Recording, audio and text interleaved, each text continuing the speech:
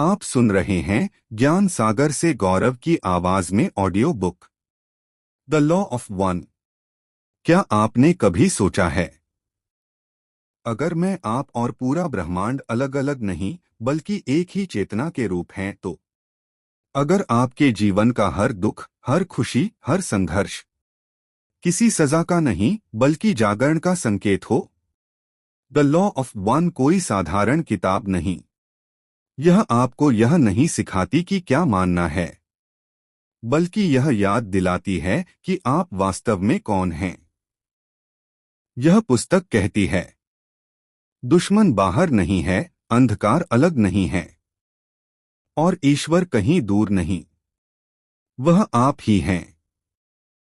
अगर आप सत्य को जानने नहीं बल्कि याद करने के लिए तैयार हैं, तो यह यात्रा यहीं से शुरू होती है। एक एकत्व का नियम, law of one. The law of one का मूल सिद्धांत यह है कि ब्रह्मांड में जो कुछ भी है वह सब एक ही है।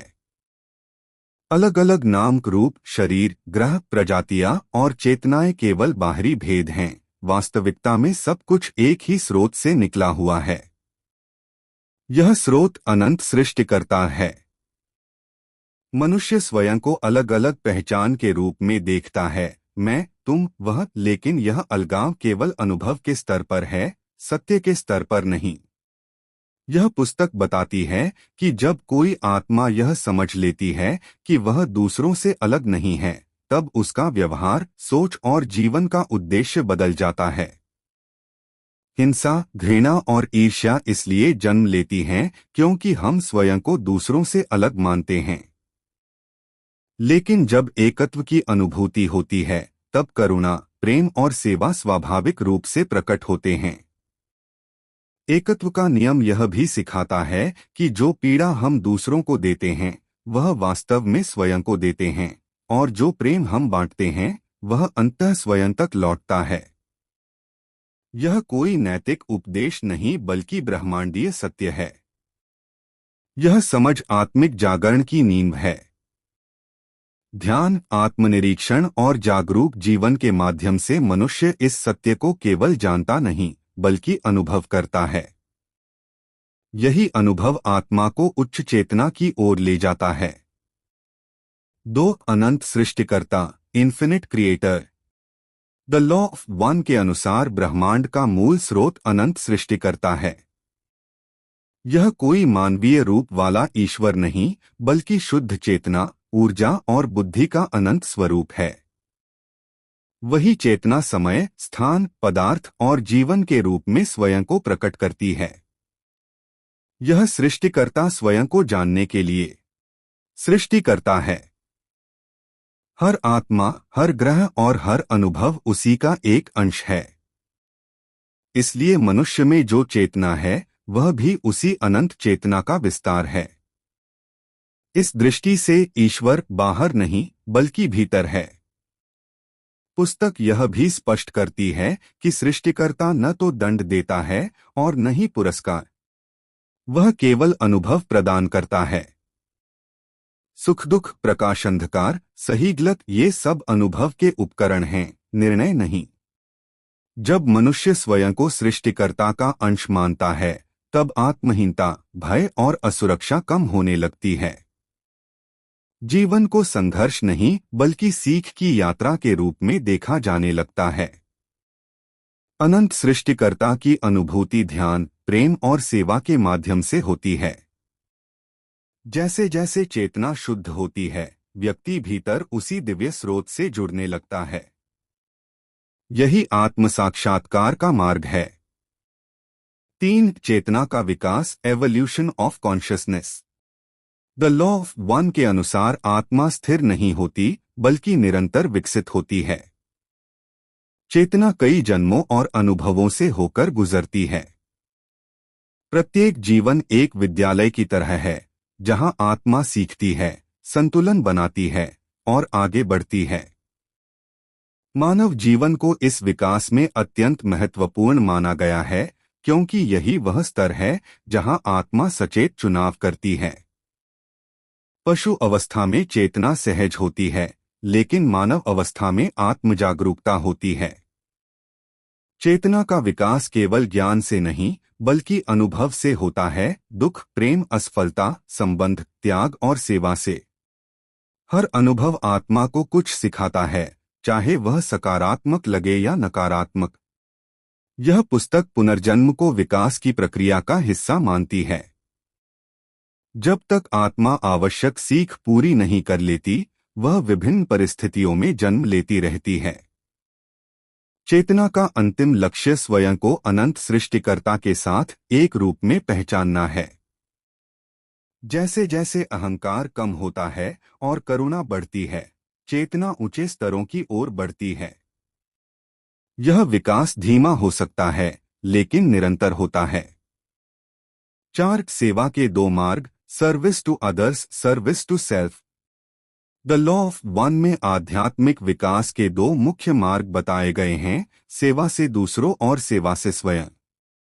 दोनों ही मार्ग चेतना के विकास के साधन हैं, लेकिन उनकी दिशा अलग होती है। सेवा से दूसरों का मार्ग प्रेम, करुणा, सहयोग और निस्वार्थता पर आधारित है। इसमें व्यक्ति दूसरों के कल्याण को अपने विकास का माध्यम बनाता है। सेवा से स्वयं का मार्ग शक्ति, नियंत्रण और आत्मकेंद्रितता पर आधारित होता है। इसमें व्यक्ति दूसरों पर प्रभुत्व के माध्यम से अपनी चेतना को विकसित करता है। मानव जीवन में आत्मा को इन दोनों में से किसी एक मार्ग को सचेत रूप से चुनना होता है। तटस्थता विकास में बाधा बनती है। यह पुस्तक स्पष्ट करती है कि अंततः दोनों मार्ग एकत्व की ओर ही ले जाते हैं, लेकिन सेवा से दूसरों का मार्ग अधिक सामंजस्यपूर्ण और कम पीड़ादायक है। यह चुनाव दैनिक जीवन में छोटे छोटे निर्णयों से होता है। हम दूसरों के लिए क्या करते हैं, कैसे सोचते हैं और किस भावना से कार्य करते हैं। 5 मुक्त इच्छा, free will. The law of one में मुक्त इच्छा को ब्रह्मांड का मूल नियम माना गया है। हर आत्मा को यह स्वतंत्रता दी गई है कि वह अपने अनुभव स्वयं चुने। बिना मुक्त इच्छा के सीख संभव नहीं। सृष्टिकर्ता किसी पर कुछ थोपता नहीं। हर परिस्थिति, हर संबंध और हर चुनौती आत्मा की पसंद और विकास से जुड़ी होती है। मुक्त इच्छा का अर्थ यह नहीं कि जीवन में कठिनाइयां नहीं आएंगी, बल्कि यह कि हम उन्हें कैसे देखते और उनसे क्या सीखते हैं, यह हमारे हाथ में है। यह नियम यह भी बताता है कि कोई उच्च चेतना भी मानव की इच्छा में हस्तक्षेप नहीं करती, जब तक स्वयं अनुमति न दी जाए। इसलिए ध्यान, प्रार्थना और जागरूकता महत्वपूर्ण हैं। मुक्त इच्छा के माध्यम से ही आत्मा अपने मार्ग, सेवा से दूसरों या सेवा से स्वयं का चुनाव करती है। यही चुनाव आत्मिक विकास की दिशा तय करता है। इस समझ से व्यक्ति स्वयं को पीड़ित नहीं, बल्कि अपने जीवन का सहनिर्माता मानने लगता है। 6 प्रेम और प्रकाश, love light. The law of one में प्रेम और प्रकाश को सृष्टि की मूल शक्तियां बताया गया है। प्रेम वह चेतना है जो सृजन की इच्छा उत्पन्न करती है, और प्रकाश वह ऊर्जा है जो उस इच्छा को रूप देती है। सरल शब्दों में कहें तो प्रेम बीज है और प्रकाश उसका विस्तार। हर स्तर की सृष्टि, ग्रह, जीवन, चेतना इसी प्रेम और प्रकाश के संतुलन से बनी है। मनुष्य के जीवन में भी यही नियम लागू होता है। जब व्यक्ति प्रेम की भावना से सोचता और कार्य करता है, तब उसकी चेतना स्वतः उच्च स्तर पर कंपन करने लगती है। प्रकाश को ज्ञान, जागरूकता और समझ के रूप में भी देखा गया है। जैसे जैसे व्यक्ति भीतर के अज्ञान को दूर करता है, उसका आंतरिक प्रकाश बढ़ता है। लेकिन केवल ज्ञान पर्याप्त नहीं, प्रेम के बिना ज्ञान कठोर और अहंकारी बन सकता है। इसलिए द लॉ ऑफ वन सिखाता है कि सच्चा आध्यात्मिक विकास प्रेम और प्रकाश दोनों के संतुलन से होता है। ध्यान, करुणा और सेवा के माध्यम से व्यक्ति अपने भीतर इस संतुलन को जागृत करता है। जब आत्मा प्रेम और प्रकाश के साथ जीने लगती है, तब जीवन संघर्ष नहीं बल्कि साधना बन जाता है। यही अवस्था आत्मिक उन्नति की कुंजी है। 7 घनत्व densities of consciousness. The law of one में चेतना के विकास को 7 घनत्वों डेंसिटीज में विभाजित किया गया है। प्रत्येक घनत्व चेतना के एक स्तर को दर्शाता है। पहला घनत्व तत्वों का है, दूसरा वनस्पति और पशुओं का, और तीसरा घनत्व मानव चेतना का माना गया है। तीसरे घनत्व का सबसे बड़ा उद्देश्य है चुनाव, सेवा से दूसरों या सेवा से स्वयं का। यही कारण है कि मानव जीवन को अत्यंत मूल्यवान माना गया है। चौथा घनत्व प्रेम और समझ का, पांचवा ज्ञान और बुद्धि का, छठा करुणा और बुद्धि के संतुलन का, और सातवां पूर्ण एकत्व का घनत्व है। हर आत्मा अपने कर्म, विचार और चेतना के अनुसार इन घनत्वों में आगे बढ़ती है। यह विकास समय रेखा से बंधा नहीं होता, यह आंतरिक परिपक्वता पर निर्भर करता है। घनत्वों की यह अवधारणा मनुष्य को यह समझने में मदद करती है कि जीवन की कठिनाइयां दंड नहीं, बल्कि अगले स्तर की तैयारी हैं। जब यह समझ आती है, तब भय कम होता है और स्वीकार बढ़ता है। 8 कर्म का नियम, law of Karma. The law of one के अनुसार कर्म कोई दंड प्रणाली नहीं, बल्कि संतुलन की प्रक्रिया है। हर विचार, भावना और कर्म ऊर्जा उत्पन्न करता है, जो अंततः उसी आत्मा के अनुभव में लौटता है। कर्म का उद्देश्य सिखाना है, न कि सजा देना। यदि किसी जीवन में कोई असंतुलन पैदा होता है, तो अगला अनुभव उसे संतुलित करने का अवसर देता है। इस दृष्टि से दुख भी एक शिक्षक है। वह आत्मा को यह दिखाता है कि कहाँ समझ की कमी रह गई। जब व्यक्ति इस सीख को स्वीकार कर लेता है, तो कर्म बंधन स्वतः ढीले पड़ने लगते हैं। द लॉ ऑफ वन यह भी बताता है कि क्षमा कर्म को हल्का करने का सबसे प्रभावी साधन है, दूसरों की भी और स्वयं की भी। जब मनुष्य जागरूक होकर सोचता और कार्य करता है, तब वह नए कर्म नहीं बनाता, बल्कि पुराने कर्मों को संतुलित करता है। यही आत्मिक स्वतंत्रता की दिशा है। 9 पर्दा, the well of forgetting. The law of one में बताया गया है कि मानव जन्म के साथ आत्मा पर एक पर्दा पड़ जाता है, जिससे वह अपने पिछले जन्मों और वास्तविक स्वरूप को भूल जाती है। यह भूल कोई त्रुटि नहीं, बल्कि एक आवश्यक व्यवस्था है। यदि आत्मा को सब कुछ याद हो, तो सीख और चुनाव वास्तविक नहीं रहेंगे। पर्दा जीवन को चुनौतीपूर्ण बनाता है, ताकि आत्मा सच्चे मन से प्रेम, करुणा और सेवा का चुनाव कर सके। इस पर्दे के कारण ही जीवन में भ्रम, संदेह और पीड़ा दिखाई देती है। लेकिन यही तत्व आत्मा को भीतर झांकने के लिए प्रेरित करते हैं। ध्यान, आत्मनिरीक्षण और आध्यात्मिक अभ्यास के माध्यम से यह पर्दा धीरे धीरे पतला होता है। पूर्ण रूप से हटता नहीं, लेकिन झलक मिलने लगती है। यह समझ व्यक्ति को जीवन के प्रति धैर्य और करुणा सिखाती है, स्वयं के लिए भी और दूसरों के लिए भी। 10 ध्यान और आत्मज्ञान, meditation, self realization. The law of one में ध्यान को आत्मज्ञान का सबसे प्रभावी साधन माना गया है। बाहरी दुनिया शोर से भरी है, लेकिन सत्य भीतर मौन में छिपा है। ध्यान के माध्यम से मनुष्य अपने विचारों, भावनाओं और अहंकार को देखने लगता है। जब पहचान टूटती है, तब वास्तविक आत्मा प्रकट होती है। यह अभ्यास किसी विशेष धर्म से जुड़ा नहीं है। सरल जागरूक श्वास, मौन बैठना या प्रेम की भावना में ठहरना सब ध्यान के रूप हैं। आत्मज्ञान का अर्थ कोई नई जानकारी पाना नहीं, बल्कि यह याद करना है कि हम वास्तव में कौन हैं। जब ध्यान जीवन का हिस्सा बनता है, तब निर्णय स्पष्ट होते हैं, भय कम होता है और एकत्व की अनुभूति गहरी होती जाती है। यही द लॉ ऑफ वन का व्यावहारिक मार्ग है। 11 भ्रम की स्वीकृति, acceptance of illusion. The law of one के अनुसार जिस संसार को हम वास्तविक मानते हैं वह पूर्ण सत्य नहीं बल्कि एक भ्रम इल्यूजन है। इसका अर्थ यह नहीं कि संसार झूठा है, बल्कि यह कि यह स्थायी नहीं है। रूप, शरीर, धन, पद और पहचान all अस्थायी हैं। यह भ्रम आत्मा को अनुभव देने के लिए बनाया गया है।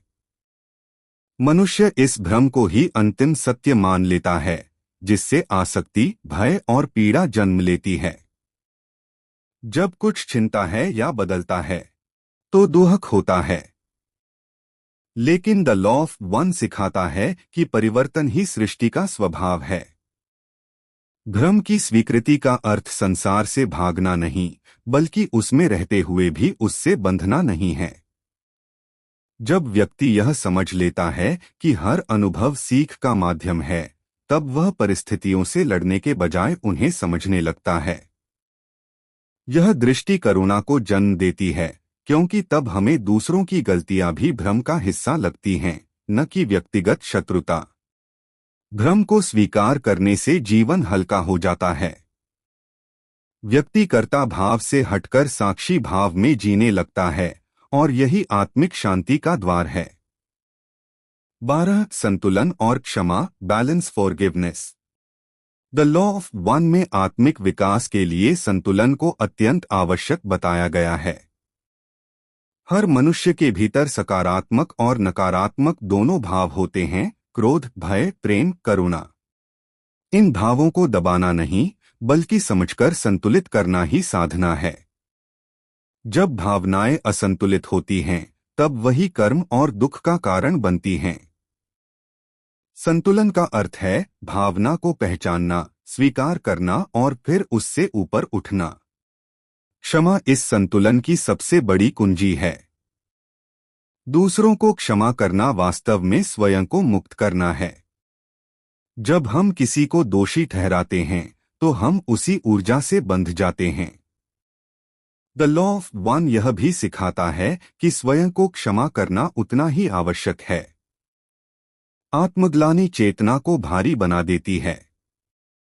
जब व्यक्ति क्षमा और संतुलन को अपनाता है, तब उसका हृदय खुलता है, ऊर्जा प्रवाह सहज होता है और चेतना उच्च स्तर की ओर बढ़ती है। यही आंतरिक उपचार है। 13. समकालिकता, synchronicity. The law of one के अनुसार ब्रह्मांड अराजक नहीं, बल्कि अत्यंत बुद्धिमान और संगठित है। समकालिकता का अर्थ है ऐसे संयोग जो संयोग नहीं होते, बल्कि चेतना के संकेत होते हैं। जब व्यक्ति सही मार्ग पर होता है, तब उसे बार बार समान संकेत, लोग, शब्द या परिस्थितियां मिलने लगती हैं। ये आत्मा के मार्गदर्शन की तरह कार्य करते हैं। समकालिकता तब बढ़ती है जब व्यक्ति भीतर से शांत और सजग होता है। भय और संदेह इन संकेतों को ढक देते हैं। यह अवधारणा यह भी बताती है कि हम अकेले नहीं हैं, सृष्टि निरंतर संवाद कर रही है। जब मनुष्य इन संकेतों को समझना सीखता है, तो निर्णय सरल हो जाते हैं और जीवन में प्रवाह आने लगता है। यह विश्वास आत्मा को गहरे स्तर पर स्थिर करता है। 14. नकारात्मकता का उद्देश्य, purpose of negativity. The law of one के अनुसार नकारात्मकता कोई गलती नहीं, बल्कि विकास का एक उपकरण है। सेवा से स्वयं का मार्ग, अंधकार, संघर्ष, ये सब आत्मा को चुनाव करने का अवसर देते हैं। यदि केवल प्रेम और सुख होते, तो चेतना का विकास संभव नहीं होता। चुनौती ही आत्मा की शक्ति को जागृत करती है। नकारात्मक अनुभव हमें भीतर झांकने पर मजबूर करते हैं। वे दिखाते हैं कि कहाँ समझ अधूरी है। यह समझ व्यक्ति को पीड़ा का अर्थ सिखाती है। तब दुख शत्रु नहीं, शिक्षक बन जाता है।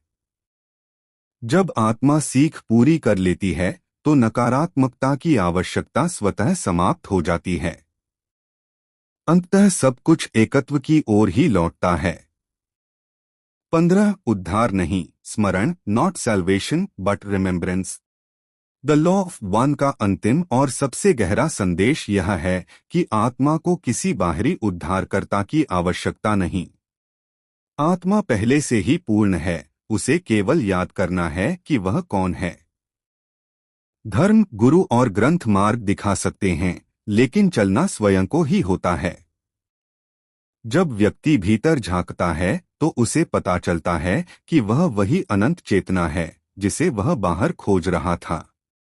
यह स्मरण भय को समाप्त करता है, क्योंकि तब मृत्यु भी परिवर्तन मात्र लगती है। यही द लॉ ऑफ वन की पराकाष्ठा है, एक को पहचानना, एक में जीना और एक को प्रकट करना। द लॉ ऑफ वन हमें एक सरल लेकिन गहरा सत्य सिखाती है। सब कुछ एक है। कोई ऊंचा नहीं, कोई नीचा नहीं, कोई पापी नहीं, कोई पूर्ण नहीं, सिर्फ सीखती हुई आत्माएं हैं। जब आप दूसरों को चोट पहुंचाते हैं तो आप स्वयं को चोट पहुंचाते हैं, और जब आप प्रेम बांटते हैं तो पूरा ब्रह्मांड आपके साथ गूंज उठता है। यह ज्ञान आपको दुनिया से अलग नहीं करता, बल्कि दुनिया को नई दृष्टि से देखने की शक्ति देता है, जहां हर पीड़ा एक शिक्षक है, हर व्यक्ति एक दर्पण है और हर क्षण एक अवसर। याद रखिए, आप यहां किसी को हराने नहीं आए, किसी से बेहतर बनने नहीं आए, बल्कि अपने वास्तविक स्वरूप को याद करने आए हैं। क्योंकि अंत में खोज खत्म नहीं होती, स्मरण शुरू होता है। चैनल को लाइक करें, सब्सक्राइब करें और बेल आइकन दबाना ना भूलें। मिलते हैं अगले ऑडियो बुक में। धन्यवाद।